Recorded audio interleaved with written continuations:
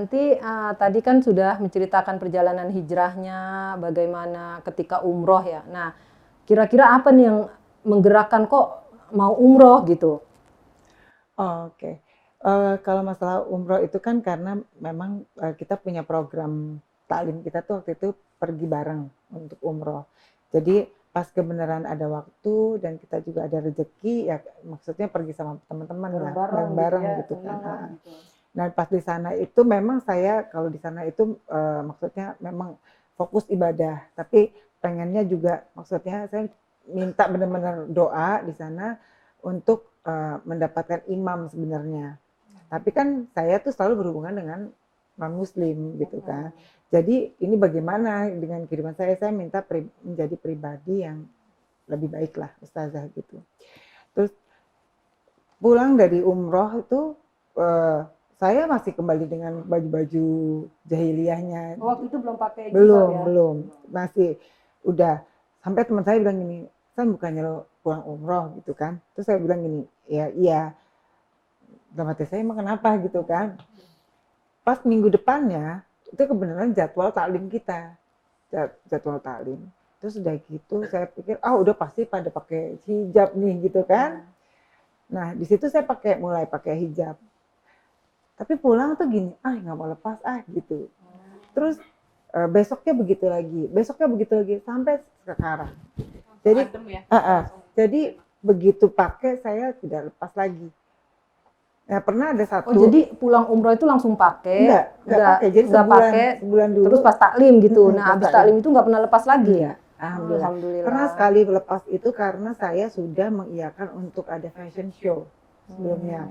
Jadi, tapi setelah saya lagi show itu saya ngerasa tidak nyaman ustazah dengan saya buka jilbab gitu. Saya ngerasa ini apa-apaan sih gitu. Jadi akhirnya sampai detik hari ini saya alhamdulillah nggak lepas gitu. Alhamdulillah. Jadi itu titik tolak dari umroh ya, dari umroh nggak langsung pakai jilbab, tapi karena ikut pengajian-pengajian, disitulah mungkin Allah terus bimbing ya, Allah kasih hidayah. Dan ternyata niat Mbak Santi itu kan kepengen dapat imam yang soleh gitu ya, yang jangan yang ketemu-ketemu yang non muslim ya. Selama ini kan mungkin ketemunya sama yang non muslim gitu ya, dan ini mungkin mudah-mudahan niat yang baik ya, karena ini niat yang baik. Insya Allah sebagaimana tadi sama-sama kita sudah pahami bahwa kita itu akan diwujudkan dengan niat kita masing-masing. Jadi insya Allah mudah-mudahan nih Mbak Santi niatnya baik ya, dari hijrahnya itu karena ingin ketemu imam yang soleh, ingin menjadi pribadi yang lebih baik lagi, ya. Kemudian berproses terus sampai sekarang, alhamdulillah. Alhamdulillah sampai sekarang sih masih berproses ustazah terus. Ya, karena ya belajar terus. Jadi maksudnya kita bukan ngerasa diri kita jadi lebih baik dibanding orang-orang, enggak. Tapi kita berusaha untuk mendekatkan diri dan sebenarnya lebih ke untuk contoh buat anak-anak. Jadi punya perasaan bahwa saya harus lebih baik supaya anak-anak saya menjadi anak yang solehah gitu ya. Alhamdulillah. Ya. Terus jadi Mbak Santi meninggalkan dunia yang dulu pernah misalnya enak lah gitu, dunia yang mungkin penuh dengan hura-hura atau apa gitu ya. Tapi mungkin nggak hura-hura juga ya, karena dunia model kan itu ditinggalkan gitu. Ya kalau sebenarnya dunia gemerlap lah kita. Dunia gemerlap. Iya betul. Dunia gemerlap ya kan. Jadi ya memang ustazah dari situ saya sudah meninggalkan satu peranan, saya meninggalkan semuanya. Dari saya mulai tidak mau menerima ajakan untuk show gitu. Karena kadang-kadang saya mikir gitu, kalau kita show itu ganti bajunya di mana? Iya kan? Tidak terbayang gitu ya. Kan kalau zaman dulu kan maksudnya show itu kita nggak apa-apa lah ustazah, masih ya seperti yang kalian tahu lah kehidupan modeling itu seperti ya maksudnya kita tuh kalau di belakang panggung tuh udah wah gitu lah ya pokoknya. Nah, sekarang kan mikir kita mau ganti baju di mana? Udah pakai jilbab ya? Udah pakai jilbab, mau pakai ganti baju di mana gitu. Terus yang kedua juga maksudnya ternyata juga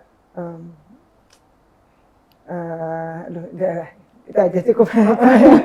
Pokoknya ingin Ya udah, ingin lebih solehah aja gitu, Iya, ingin bersama Allah, kemudian ingin hidup yang damai, ya Iya. meninggalkan hal-hal yang pernah dilakukan gitu yang mungkin Iya. merasanya kayaknya nggak menenangkan gitu dalam Betul. hidup, terus takutnya dosa, Betul. takutnya banyak ibaratnya banyak yang Allah nggak ridho gitu ya. Betul. Alhamdulillah ini berarti kan hijrah yang benar-benar beralih dari satu profesi ke yang malah mungkin meninggalkan profesi itu gitu ya. Dan ini pasti tantangannya luar biasa ya, karena pasti dalam kehidupan ini kita harus istilahnya komitmen ya, kemudian berusaha untuk memegang prinsip kita ya, dan itu bukan mudah gitu. Nah, mudah-mudahan nih Mbak Santi contoh untuk kita semua bahwa insya Allah bisa ya, insya Allah bisa kalau kita telah berazam, telah bertekad ya, faidat azamta fatawakkal 'ala Allah. Jadi kalau kita sudah berazam, sudah berusaha ya ingin baik, maka akan Allah bukakan jalan-jalan kebaikan untuk kita. Ya, ini terbukti nih, teman-teman aku di sini semua jalannya sudah dibukakan oleh Allah. Ya.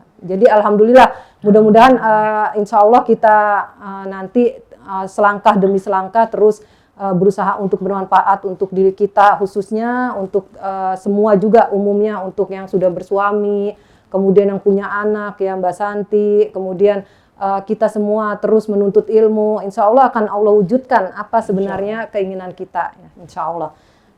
Mungkin sekarang kita dengarkan Mbak Mala ya, gimana nih Mbak Mala kisahnya nih.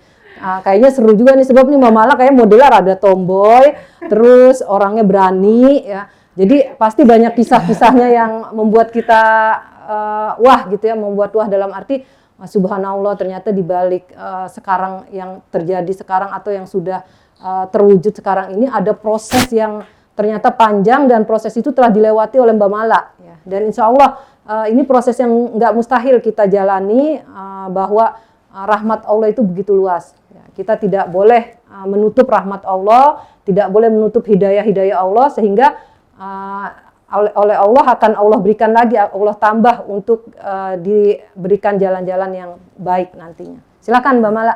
Ya, makasih Ustazah. Bismillahirrahmanirrahim. Assalamualaikum warahmatullahi wabarakatuh. Ya, ini saya mau sharing, semoga untuk bermanfaat aja. Yang baik diambil, dipelajarin, yang buruk ditinggalkan gitu. Jadi kalau saya dulu masa kecil saya nih Ustazah, papa mama saya tuh masukin saya kayak sekolah agama tuh udah kayak pesantren sebetulnya.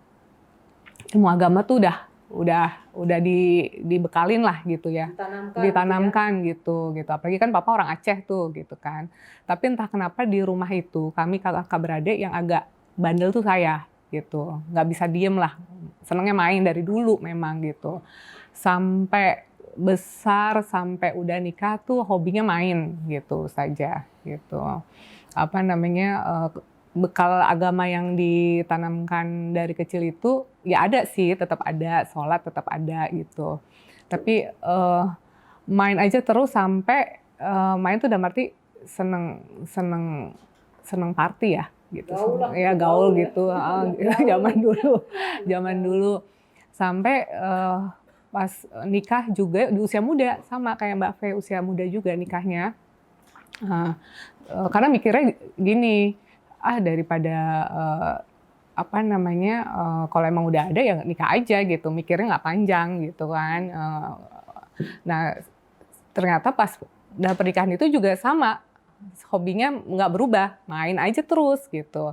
Masih senang, udah nikah gitu, masih. Ternyata kan pas pernikahan pertama itu juga gagal karena memang tidak ada nilai-nilai kaidah agama di pernikahan. Bener, saya setuju dengan Mbak Fe juga tadi, ketika berumah tangga kalau memang nggak ada nilai agama tuh memang rasanya panas aja gitu, panas gitu kan. Ya kita udah akhirnya kita gagal. Yang pertama saya udah gagal, terus ini juga masih aja nggak berubah, belum berubah gitu, masih hobi begitu gitu, belum kan tersentuh main. Ya, belum tersentuh. Tapi ada satu momen saya merasa udah capek nih hidup saya kayak begini gitu kan, main terus capek gitu, minta sama Allah, ya Allah, saya udah capek nih begini, saya mau berhenti, gimana caranya ya Allah ya gitu.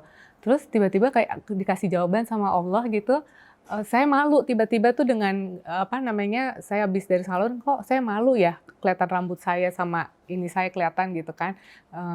Terus langsung bilang sama Allah, ya Allah kan kalau menuju baik nggak mesti harus berhijab dulu, saya berpikirnya gitu kan, nggak mesti harus berhijab gitu. Saya mau jadi baik aja, nggak mesti harus berhijab. Tapi pas hari kedua, hari ketiga, saya ketemu apa namanya kayak wanita berhijab tuh kayak Allah meyakinkan enggak, kamu harus berhijab gitu. Langsung tadinya saya mau main tuh kan, saya mau main, nggak jadi, saya pulang langsung nyari hijab buat saya besok hari-hari saya pakai hijab gitu. Alhamdulillah itu titik balik saya Ustazah, udah mulai apa namanya, dari situ saya mulai itu lagi belajar lagi, walaupun dulu waktu masih kecil dikasih bekal, tapi kan tetap aja iman kan harus di-charge ya, dan harus banyak belajar lagi, belajar lagi. Nah ini bersama-sama sama teman-teman tuh belajar lagi untuk proses untuk lebih baik lagi gitu. Jadi diperbaharui gitu ya, yang dulu sebenarnya udah ada memorinya, udah kan kalau Mbak Fe tadi karena kesibukan orang tua ya, terus nggak disuruh sholat dan lain-lain. Kalau ini kan sebenarnya disuruh, sebenarnya udah kayak pesantren gitu. Tapi emang anaknya aja yang pengen kemana-mana gitu ya, pengen hobinya main, gaul gitu ya. Ya mudah-mudahan sebenarnya ini intinya adalah Allah sayang sama teman-teman aku di sini semua ya. Allah sayang, dan mungkin sekarang aku pengen cerita nih, maksudnya pengen cerita dari Mbak Fe, gimana nih bisa mengumpulkan teman-teman yang dulunya bareng-bareng, terus sekarang bisa bareng-bareng lagi, ya bareng-bareng lagi dalam hidayah Allah, dalam ridho Allah ya. Dan insya Allah tentunya kita berharap nanti kita bareng-bareng dalam surganya Allah ya. Insya Allah, amin ya robbal alamin. Ya silakan Mbak Fe, gimana nih bisa ngumpulin teman-teman gini, alhamdulillah. Ya berawal dari karena saya merasa bahwa ilmu adalah penting, karena dari perkawinan yang pertama itu memang kita menjalaninya kan nggak ada bekal ilmu. Terus setelah saya menikah untuk yang kedua kali, itu saya kan syaratnya harus suami mengajak istrinya sholat. Nah ternyata kenyataannya pada waktu itu enggak. Jadi pada awal pernikahan itu karena saya juga bergaul dengan punya teman yang banyak juga. Anak gaul gitu ya Mbak Fe ya? Iya zaman dulu anak gaul. Anak gaul ini Mbak Fe ini. Kan suami. Iya Masya Allah. Kan suami juga, dia juga anak gaul. Jadi kita sama-sama berdua disibukkan dengan teman masing-masing. Jadi akhirnya kenyataannya harus sholat nggak terjadi kan Ustazah. Nah saya waktu pernikahan yang pertama itu untuk punya anak itu mudah gitu, kayak nggak ada masalah gitu, gampang gitu. Tapi di pernikahan yang kedua itu suami saya ini karena dia merasa pengen banget punya anak, dia selalu nanya terus gitu, kamu udah hamil belum gitu terus. Jadi kayak pertanyaan itu jadi membuat saya gini, aduh iya juga ya, kok sekarang gak hamil-hamil ya, kok aneh gitu ya. Lebih berubah gitu ya. Terus teman saya ada yang menyarankan kan, kamu sebaiknya sholat.